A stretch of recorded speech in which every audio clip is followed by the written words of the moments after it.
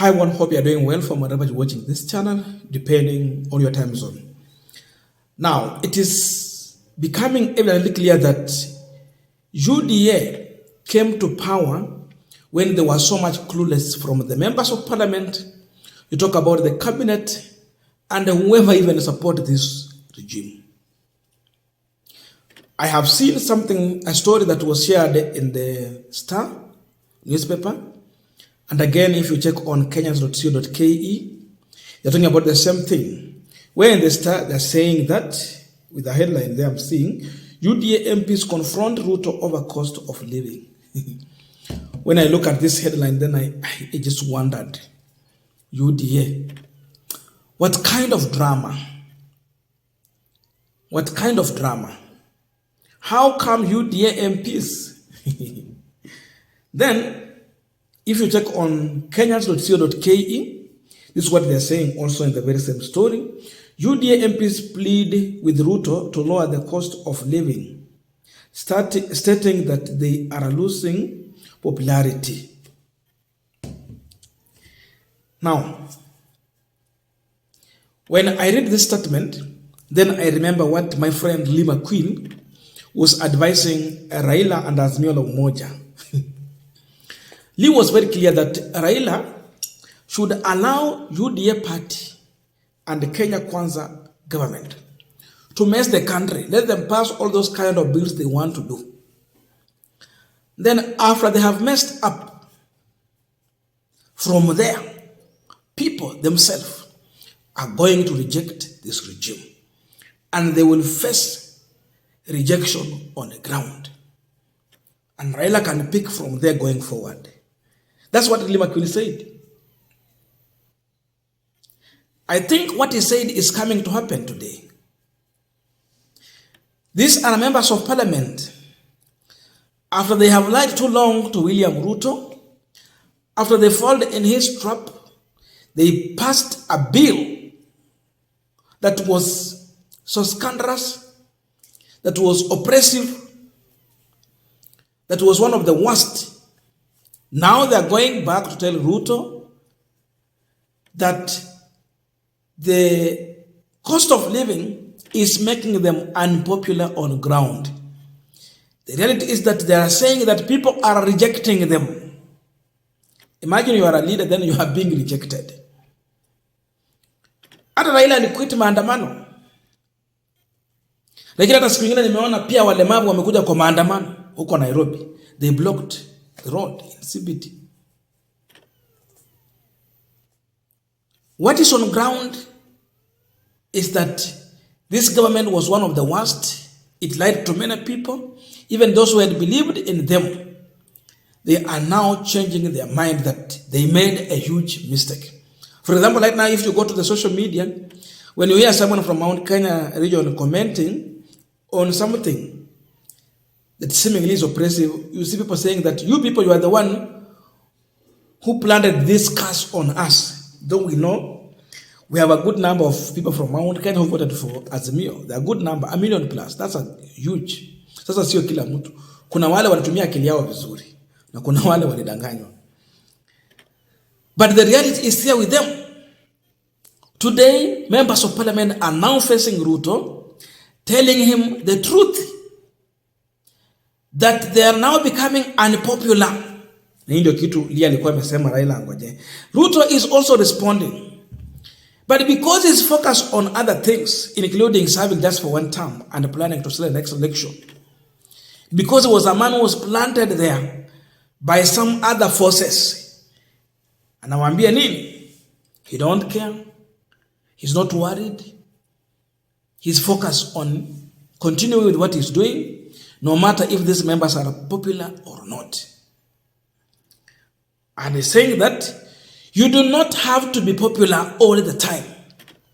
As long as you are popular when and where it matters. Even the amesema hapo.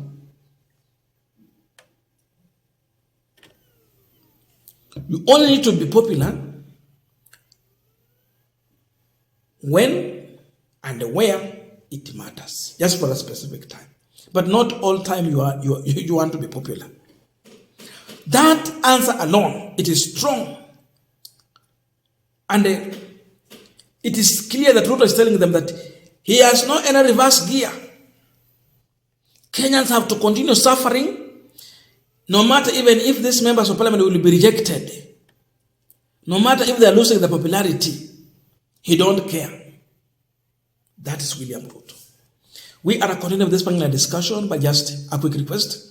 For those who are watching and you have not yet subscribed, please consider subscribing to our channel. Subscribers, I must say thank you so much. And again, to all our viewers, please give this video a thumbs up. Thank you so much, and back to this discussion. Now, I asked myself one question. Nabado nauliza.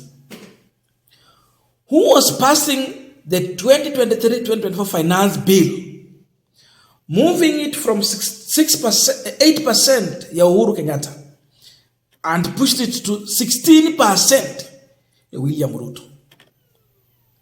Are these the same members of parliament?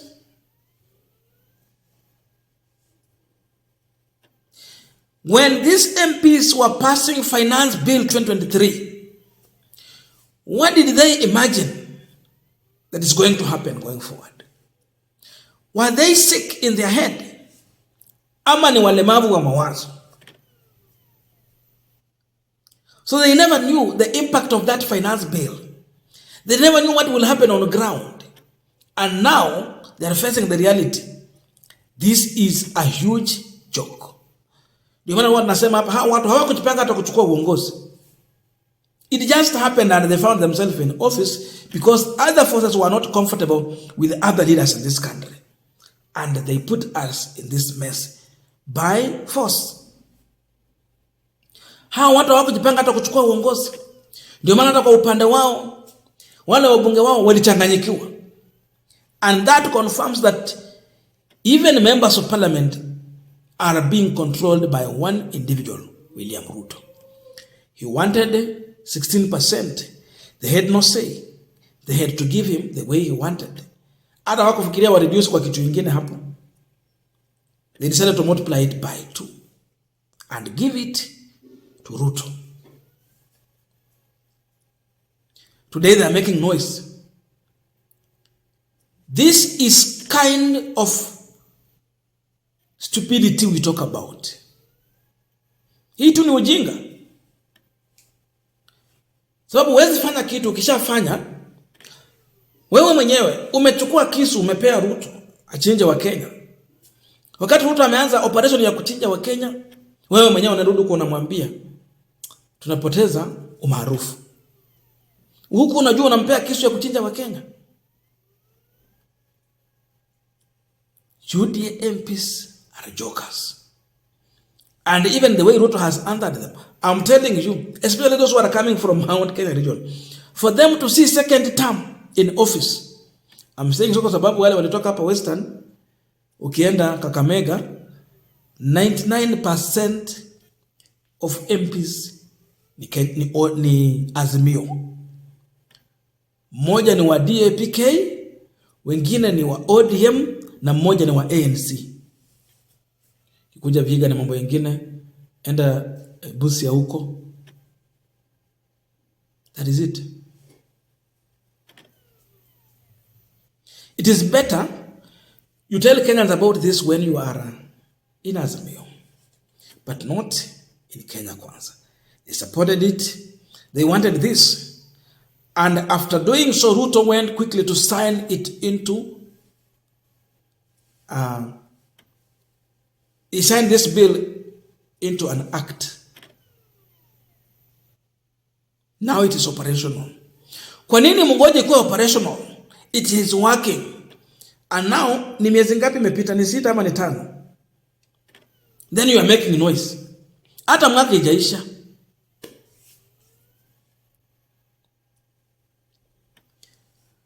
No one in Kenya Kwanza should be forgiven because of what Kenyans are going through in terms of cost of living.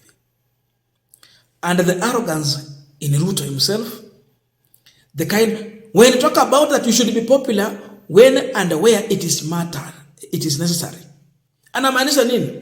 Mungoje ifike wakati mwingine wa kupiga campaign, tutapanda juu ya magari, tutatoa pesa nyingi, tupee watu, na utakuwa na umaarufu wengine. Alafu baada ya kura pia tungoje wakati mwingine. Man of handouts. This time Kenyans should be brave. They should be smart.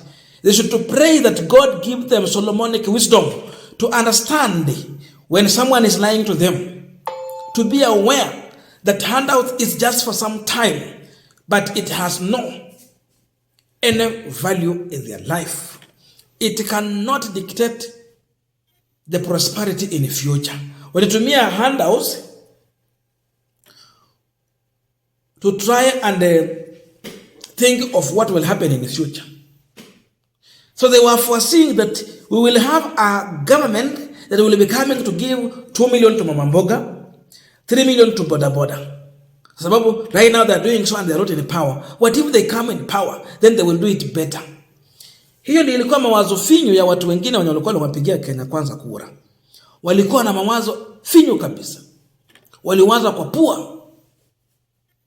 Na ukweli saa hizi bei ya mafuta inauzwa Mount Kenya region, ndio inauzwa Western.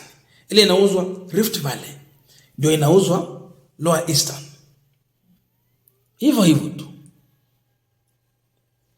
And that's what is happening in Nyanza region. Hakuna bei ya mtu wa Kenya Kwanza na mtu wa Azimio.